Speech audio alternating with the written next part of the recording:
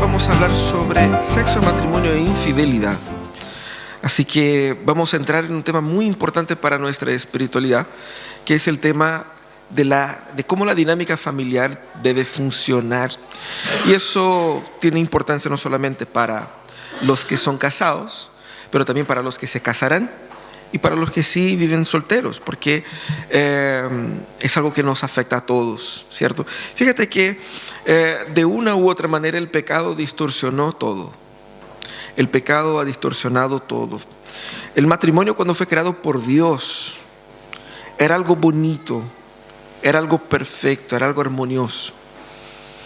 Por más que hoy día uno mire y dice, pucha, el matrimonio es a veces visto como una carga, como un cacho, como una fuente de problemas, y hay una serie de conceptos equivocados con relación al matrimonio. Pero cuando Dios creó era algo bonito. Fíjate que el matrimonio creado por Dios era la semilla de armonía en el mundo. Es decir, a partir de la armonía más íntima entre esas dos personas, la armonía se iba a diseminar por todas las estructuras de la sociedad. Por lo tanto, de una manera que Dios creó para preservar la sociedad, y para preservar la sociedad en armonía, fue a través del matrimonio. Pero parece que después del pecado las cosas fueron muy distintas, ¿no? Luego, después de pecar, lo primero que hicieron Adán y Eva fue acusarse mutuamente, fue echar el otro a la hoguera, fue pelear entre sí, después hermanos matando a hermanos, y luego, bueno, ahí fue la cosa, ¿no? Pero también Dios creó dentro del matrimonio el sexo, y el sexo era algo perfecto.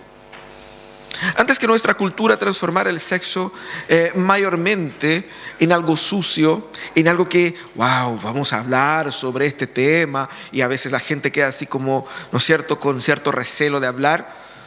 Antes de que el sexo fuera una fuente de tensión para todos aquellos que son solteros y una fuente de tensión para todos los que son casados, era algo perfecto. Pero el pecado distorsionó ahí y transformó algo lindo, algo hermoso, en algo sucio. Entonces, cuando nosotros vamos aquí a los 10 mandamientos y encontramos un mandamiento que tiene estrecha relación con la sexualidad dentro del matrimonio, y más que la sexualidad dentro del matrimonio, tiene que ver con la fidelidad dentro del matrimonio, claramente es Dios mostrando para su pueblo la importancia de restaurar la pureza matrimonial, para que este pueblo que viva así pueda dar testimonio para las naciones de cómo se construye una sociedad orientada por Dios, una sociedad orientada por la armonía, una sociedad orientada por la gracia, por la paz, por la transformación. Entonces, cuando hablamos de familia, de matrimonio, de sexo, no estamos hablando solamente del desafío personal, pero hay un deber comunitario que tú como persona, como familia, como matrimonio, tienes que cumplir. ¿Cómo se entiende ese texto que vamos a estudiar hoy día? El texto es ese de Éxodo 20, versículo 14, que dice: no cometas adulterio, no adulterarás, en otras versiones. El catecismo dice: ¿qué se ordena en el séptimo mandamiento? El séptimo mandamiento ordena que preservemos nuestra propia castidad y la de nuestro prójimo, en corazón, palabra y conducta. El Catecismo Mayor va a dar un poquito más de contenido a eso, ¿no? Pero básicamente lo que nosotros encontramos cuando vamos a ese mandamiento es la negativa, la prohibición del adulterio, ¿cierto? Y por más obvio que pueda parecer, la pregunta que yo les hago es: ¿por qué debemos evitar el adulterio? ¿Cuál es el drama? Dios. Si uno le pide perdón y ya está. ¿Por qué era tan importante para Dios ese tema? El tema de la pureza matrimonial, el tema de la fidelidad matrimonial. ¿Por qué era tan importante? Para que podamos responder a esa pregunta tenemos que entender qué es lo que es matrimonio y qué es lo que es sexo. ¿Qué es lo que es matrimonio? Matrimonio es netamente un compromiso. Matrimonio es compromiso. Y es un compromiso, por sobre todas las cosas, un compromiso exclusivo. ¿Qué significa que sea un compromiso exclusivo? Significa que por ser una relación única entre esas dos personas y nadie más, eso dignifica al otro. La exclusividad del matrimonio es la forma que Dios creó para que alguien pueda decir que yo soy único, soy única para él o para ella. No hay otro, no hay terceros. Y eso dignifica al otro. Dignifica al otro primeramente dándole importancia social. Por eso que el vínculo matrimonial genera y tiene un impacto también en la sociedad occidental, en la forma como nosotros vivimos en sociedad. Por eso nos preguntan en los formularios, ¿casado o soltero? Nunca se ha preguntado, ¿por qué? ¿Cuál es la diferencia? Si estoy postulando a un crédito, estoy postulando a un trabajo, ¿no es cierto? Estoy entrando en otro país. ¿Y por qué me pregunta cuál es la importancia de que sea casado o soltero? Hay una relevancia ahí. ¿Por qué? Porque hay un pacto, hay un acuerdo mutuo de que debemos generar una sola familia. Es una importancia social que yo le doy al otro, porque le doy al otro una familia única, no como mi abuelo que tenía 2 familias, una en cada lado, ¿cierto? Y que repetía el nombre de los hijos para no equivocarse ahí cuando cambiaba de una familia a otra. No, el matrimonio es llamado a ser exclusivo porque da también dignidad emocional para el otro que sienta que yo soy amado de forma única, de que él o ella no ama a nadie más como me ama a mí. Esa exclusividad dignifica al otro emocionalmente y dignifica al otro también físicamente, porque nadie me toca como me toca a él o como me toca a ella. Nadie me ve en lo físico como lo ve ella, como lo ve él. Es único, es exclusivo. Y por ser exclusivo es especial. Por ser exclusivo tengo esa dignidad, ese derecho que nadie más tiene. Así que esa exclusividad es la expresión del compromiso, en contraste con el impulso egoísta. El impulso egoísta es de usar al otro, de usar el cuerpo del otro, de ignorar la exclusividad para permitirse buscar saciar sus propios deseos, o tanto deseos e impulsos sexuales como deseos producto de la falta de responsabilidad, del abandono del hogar, del maltrato y todo eso, ¿cierto? El matrimonio es sobre todas las cosas una relación, un compromiso exclusivo, pero también es un compromiso sacrificial. La parte de la exclusividad es muy bonita, pero cuando llegamos aquí y decimos que el matrimonio es un compromiso sacrificial, ustedes van a decir, no, seguramente es un sacrificio. Es un sacrificio. Entonces y eso como que fomenta la idea de que es un peso, un cargo, una carga, un sufrimiento. Pero es sacrificial en el sentido de que el matrimonio no fue diseñado para hacerte feliz. No fue diseñado para que tú te sientas realizado solamente. El matrimonio fue diseñado por Dios para que tú seas el instrumento de la realización del otro. Primeramente de su pareja y en segundo lugar también de sus hijos. El matrimonio es un ambiente donde yo doy al otro y ellos no me devuelven.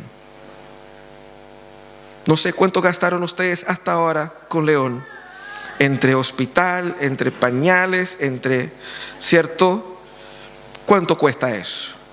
¿Cuánto cuesta 2 horas de noche sin dormir, 3 horas, 4 horas? Vamos haciendo una lista, ¿no es cierto? Cuando tenga 18 años le entregamos un sobre. Mira, mijito, aquí está todo lo que nos debes. No existe eso, ¿cierto?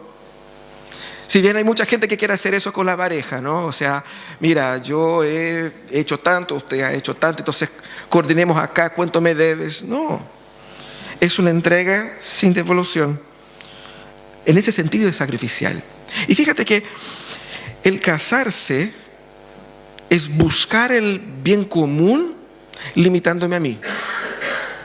Porque si usted quiere ser libre y hacer lo que usted quiera, puede hacerlo, pero no te cases. Porque cuando te casas, te vas a limitar a un propósito. Y al limitarse a ese propósito, tienes que dejar a un lado cosas que tu libertad de soltería te permitía y que ahora como casado ya no te permites más. Porque cambias el propósito de tu vida. Vives para otro o para otros cuando incluyen hijos. Es así. Entonces todo el potencial que pensabas que podías tener en la vida se va limitado por su misión. Ahora tienes una otra misión. Cuando te casas, te unes a una misión de construir familia y de vivir para el otro.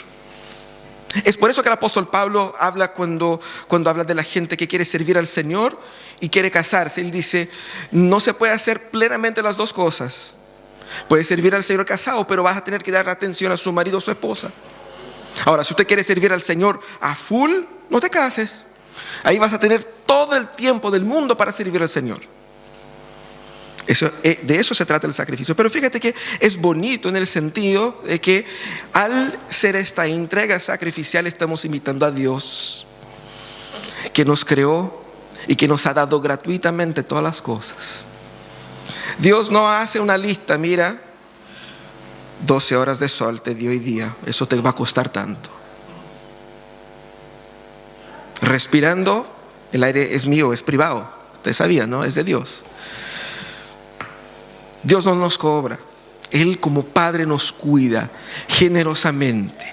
Y dice a nosotros, sean ustedes y cuiden ustedes de los suyos imitándome a mí, con esa entrega sacrificial. Pero el amor también, o el matrimonio también, es una relación y es un compromiso constructivo. ¿Qué significa constructivo? Básicamente, dos personas que se unen a un solo proyecto de vida. Puede ser que cada uno de ustedes tengan su carrera, su formación, su sueño, sus proyectos, pero en el momento en que se casan, estos dos proyectos tienen que transformarse en un solo proyecto. No significa que no puedan trabajar cada uno por su lado, pero significa que cualquier cosa que trabajen o que hagan, tienen que apuntar a un solo proyecto de vida. La familia es un solo proyecto, un proyecto constructivo, donde ambos están construyendo la misma cosa. Ambos están marchando para el mismo lado.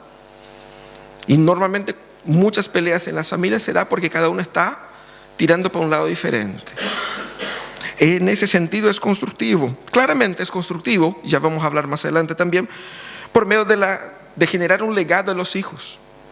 Cuando se tiene hijos, uno tiene la posibilidad no solamente de educarlos en el Señor, pero de dejar un legado en la sociedad.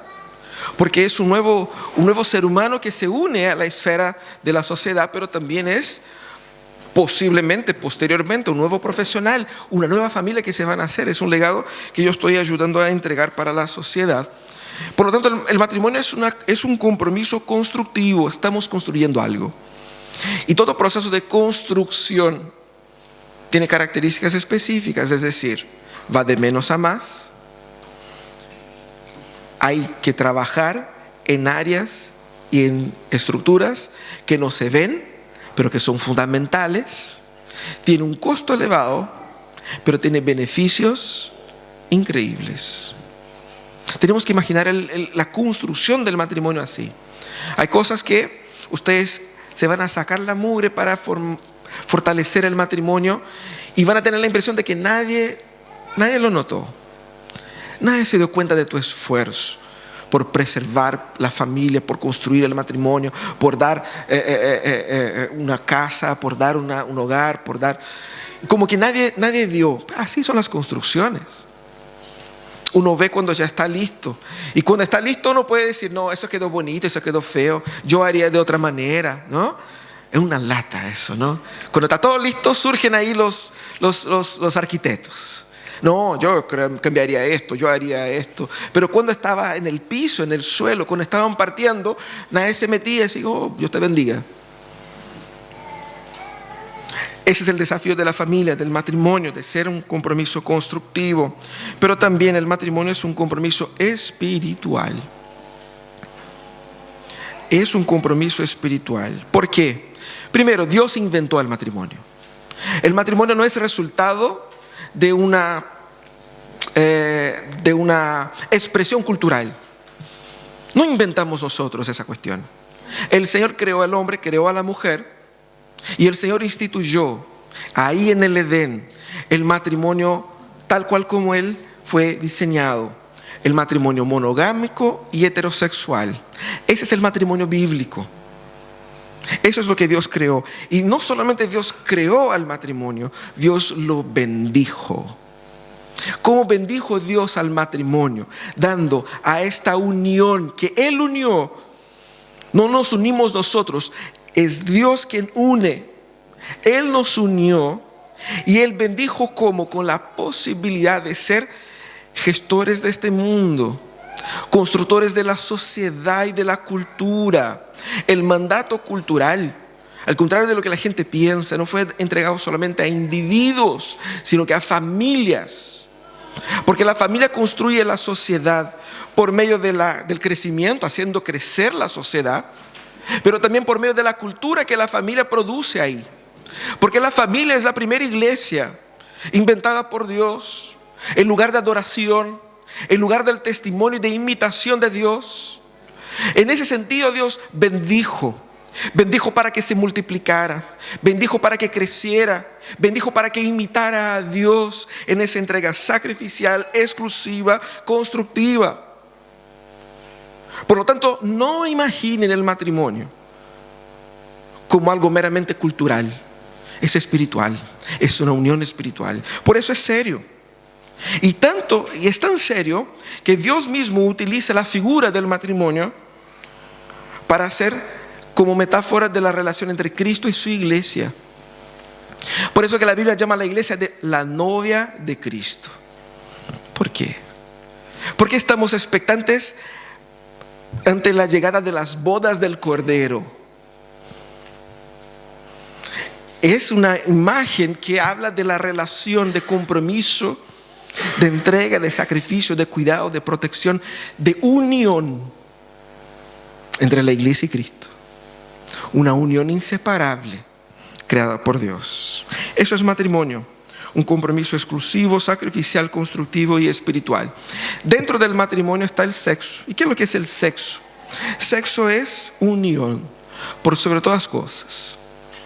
Nuestra mente y la mente popular imagina sexo solamente como una expresión de placer. Incluye placer, pero es esencialmente unión. Y es una unión exclusiva.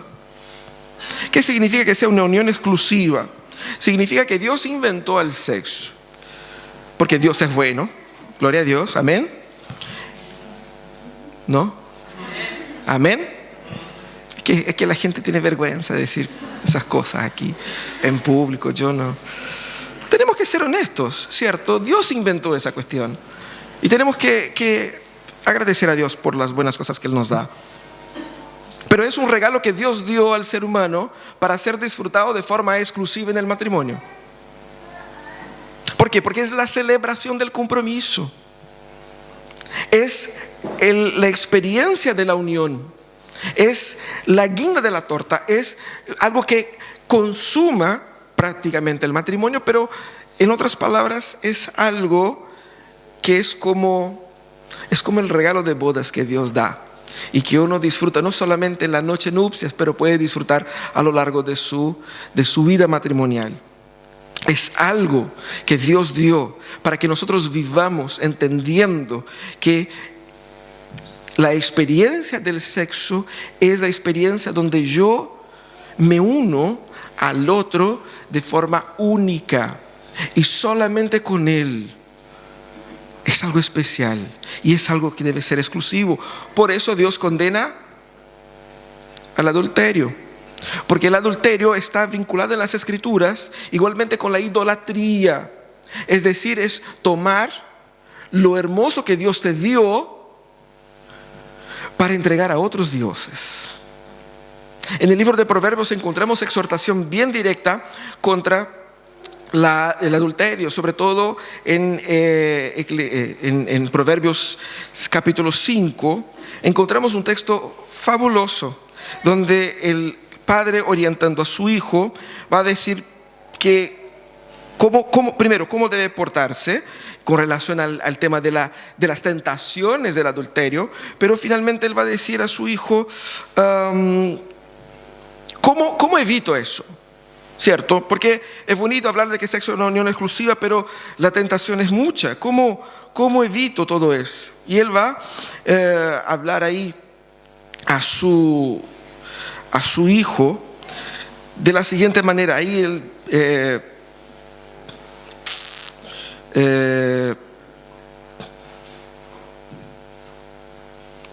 aquí 5 va a decir, bebe el agua de tu misma cisternas y los raudales de tu propio pozo. Y uno dice, ¿qué me está hablando acá? Él está hablando de la exclusividad del matrimonio. Disfruta de tu mujer. Y más, dice, se derramarán tus fuentes por las calles y tus corrientes por las plazas. Es decir, todo el deseo que siente su mujer, ¿será para otros o debe ser solo para ti? Que sea solo para ti, disfruta. Y dice, sean para ti solo, no para los extraños contigo. Sea bendito tu manantial.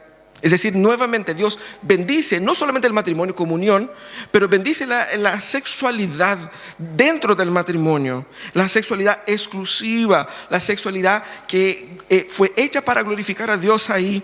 Y dice, mira qué interesante, alégrate con la mujer de tu juventud, como sierva amada, graciosa gacela, sus caricias te satisfagan todo el tiempo.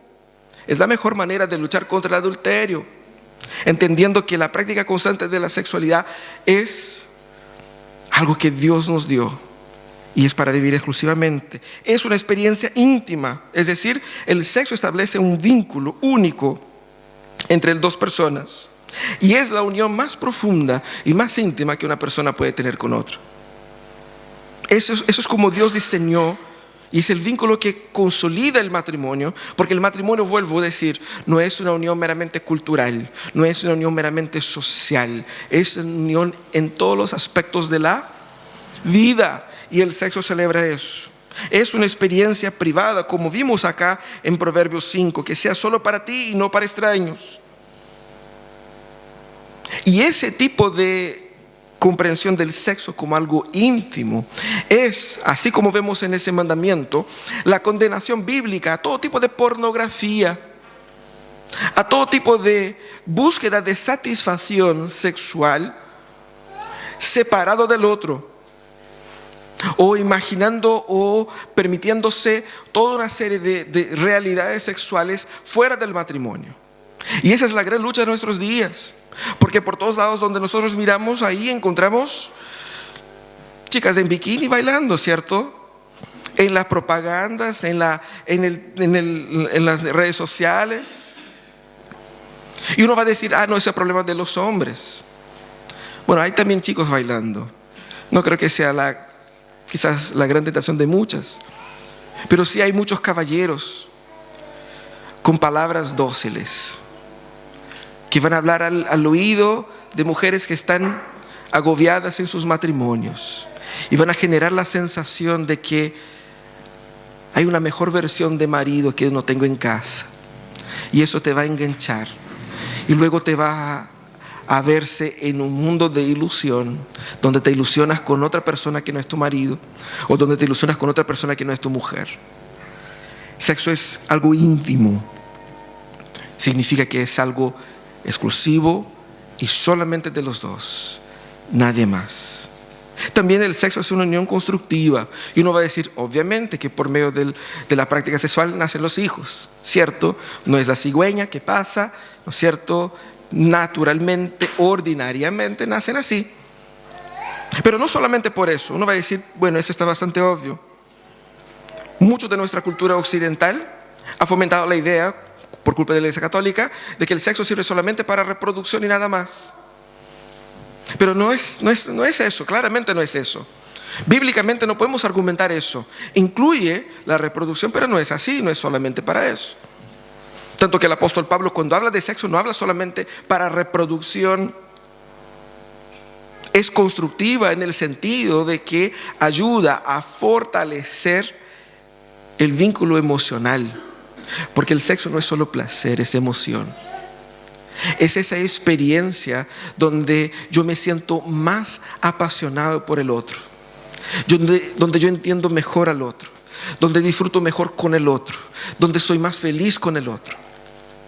Fortalece el matrimonio, fortalece los vínculos. Y es hermoso, ¿por qué? Porque el Señor diseñó así.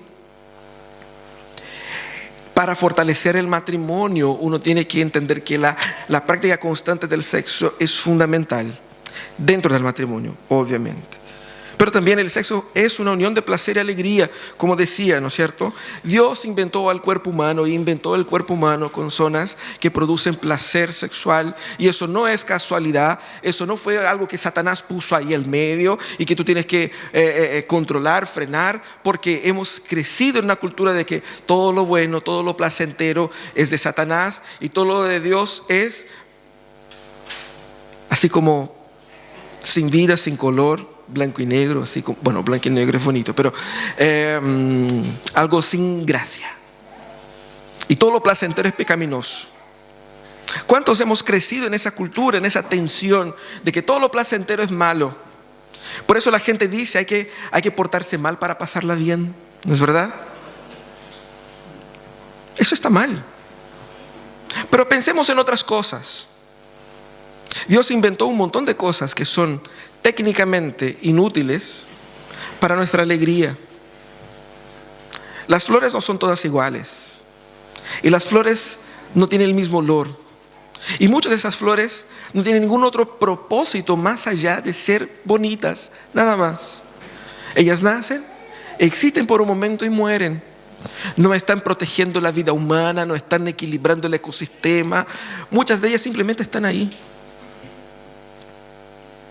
¿Cuántos sabores somos capaces de sentir?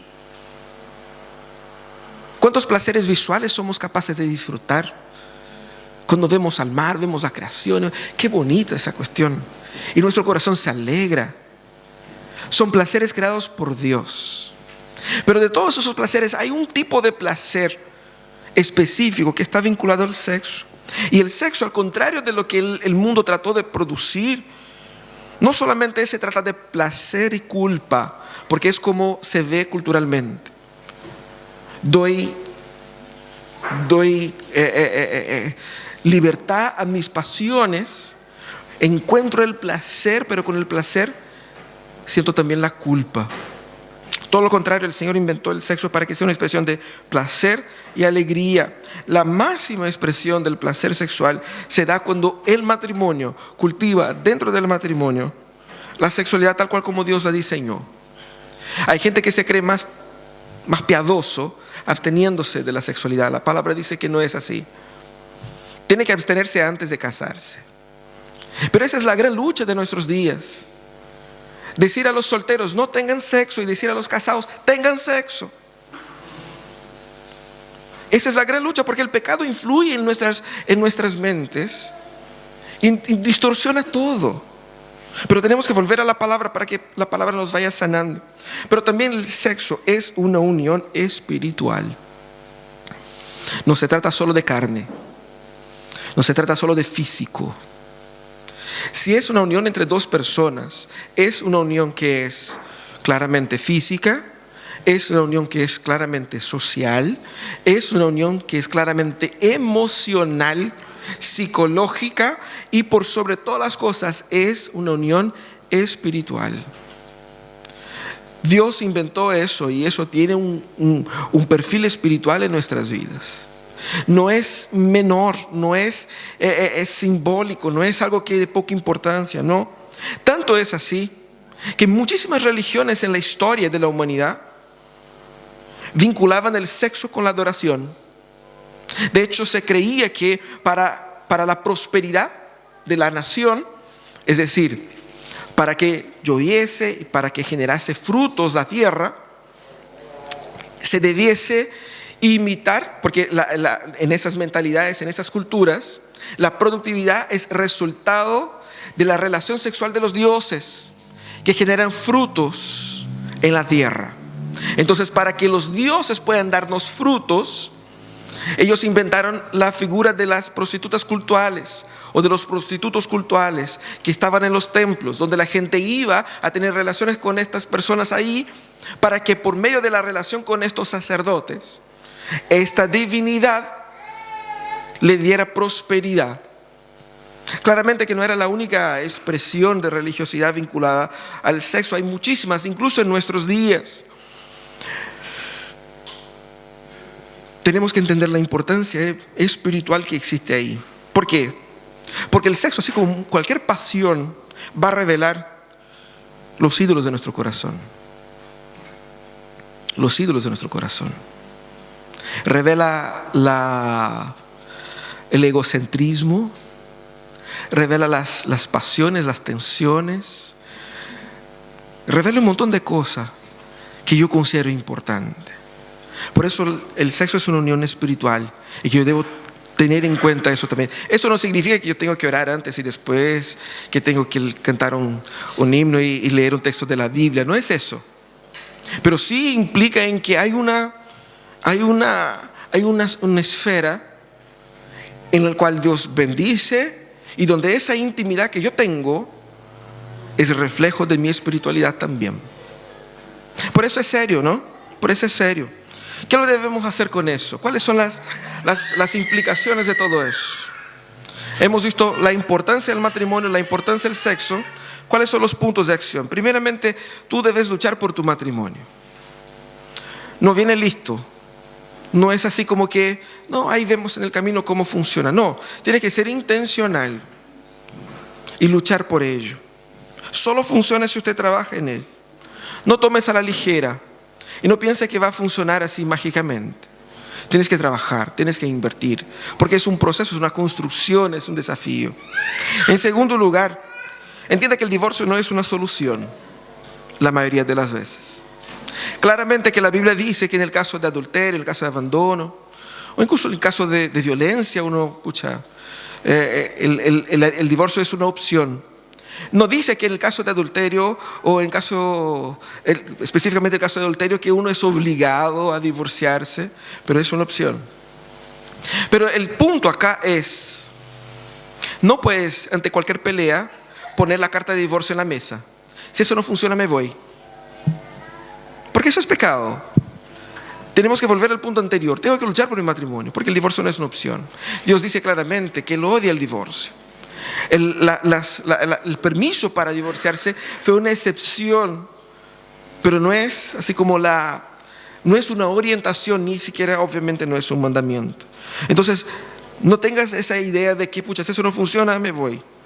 Porque eso no es un pensamiento bíblico. Lucha por tu matrimonio. Si usted es casado, invierta en una vida sexual activa. Invierta en una vida sexual frecuente. La palabra dice eso. Es el deber del marido para la esposa, de la esposa para el marido. Hay días que uno está con menos energía, ¿cierto? Pero no puede ser todos los días. No significa que tienes que tener una dinámica hiperhumana, nada por el estilo. Pero tienes que invertir también en el romance, tienes que invertir también en el pololeo después de casado, ¿cierto? Va en Casa Ideas, compra unas velitas, ¿cierto? Encuentra ahí unas playlists en Spotify, así como románticas, ¿cierto? Té de manzanilla para los chicos y invierten ustedes, es verdad. Ese es un mandamiento de Dios. Ni siquiera es una idea así como que estamos inventando eso porque somos. No, eso es Biblia. Ahora, claramente es un mandamiento de Dios esperar hasta el momento en que nos casemos. La castidad es importante para poder disfrutar la sexualidad en toda su majestad. El guardarse sexualmente para su marido, para su esposa, no solamente es una regla que Dios inventó porque Dios es pesado. Es una bendición. Es un regalo que Dios te da y que uno echa a perder de una o de otra manera. Es una forma de vivir que glorifica a Dios, pero que te hace bien a ti. Y uno dice, pero es difícil la tentación y nadie dijo que sea fácil. Por eso el apóstol Pablo dice, si no se aguanta, que se case nomás. No se vaya a andar calentando por ahí. Pero entienda que la pureza tiene un propósito. Y el propósito es de preservar tu familia, de preservar la sociedad. Invierta en eso. También, huye de la pornografía. Uno puede decir, no, estás en todos lugares, no puedes evitar. Puedes evitar. Puedes dejar de seguir un montón de cuentas. Puedes incluso sacar la aplicación de tu celular o de tu computadora si es el tema. Si en el ambiente de trabajo los cabros vienen con conversas así como bien sucias, rompe con eso. Hay una serie de cosas que puedes hacer. Eso no es así como voy a luchar contra eso, soy fuerte, no pasa nada. Pasa. Si estás viendo una serie y la serie tiene un montón de escenas así como bien pornográficas, como sabemos que tiene, ¿para qué la voy a ver? Eso te hace daño. Y está comprobado, no por evangélicos, creyentes, está comprobado por científicos ateos, que el daño que la pornografía produce en el cerebro es en algunos casos irreversible. Para aquellos que son expuestos desde su primera niñez, durante muchos años. Eso afecta tus sensaciones, tus emociones, distorsiona la idea de sexo en su mente. Huye de todas las formas, incluso de las formas más menos explícitas, pero que son igualmente tentadoras. Huye también de personas que son personas que uno puede sentir que, pucha, esa persona me está juzgando, pero en buena. No, si sabe que soy casado, es un amigo, es una amiga, pero viene con palabras, viene con onda, toma la iniciativa de cortar. Si te llamó de la nada un expololo o una expolola de hace mucho y hola, ¿cómo está ahí? ¿Cierto? Quema el celular. ¿Cierto? ¿Sí o no? No, es Satanás que te está ahí tratando de meterse. No lo permita. Porque si deja entrar la mano, entrará con la pierna y el brazo, y de repente estás en un cacho y estás involucrado emocionalmente, estás pasando rollos. No te permita. Corta desde el principio. Eso es muy importante. Y evita también circunstancias tentadoras. Cada uno sabe en qué es tentado y cómo es tentado y cuáles son las tentaciones. Tú sabes. Evita. Huye.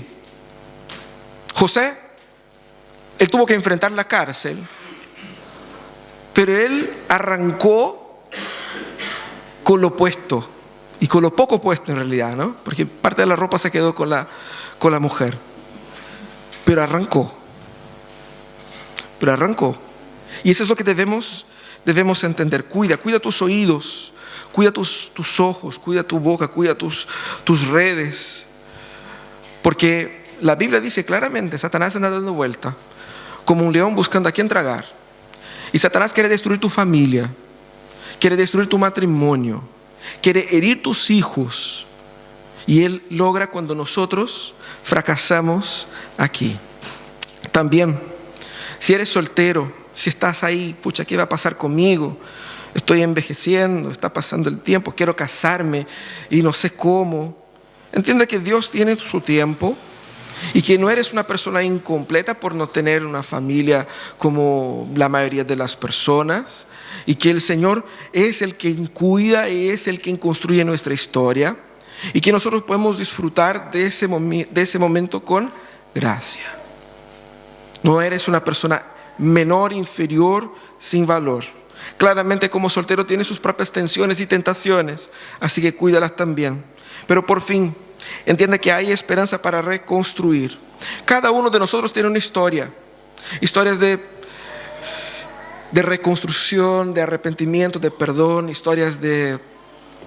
Algunos están comenzando, otros ya tienen ahí algunos eventos en esta trayectoria. Entienda que Dios puede reconstruir tu historia y tu vida.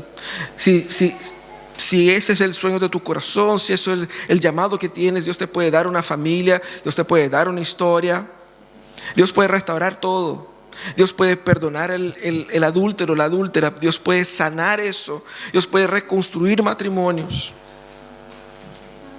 No tengamos una mirada ultralegalista de la sexualidad y de la fidelidad, ni tampoco una mirada egoísta en el sentido de que a mí me han herido y nunca más voy a abrir mi corazón a nadie más. Deja que Dios entre en tu corazón y que Dios sane tu corazón y que Dios transforme tu vida, para que haya perdón, restauración, para que haya nuevos comienzos. Y cuando hay nuevos comienzos, la gracia del Señor se manifiesta. Vamos a orar.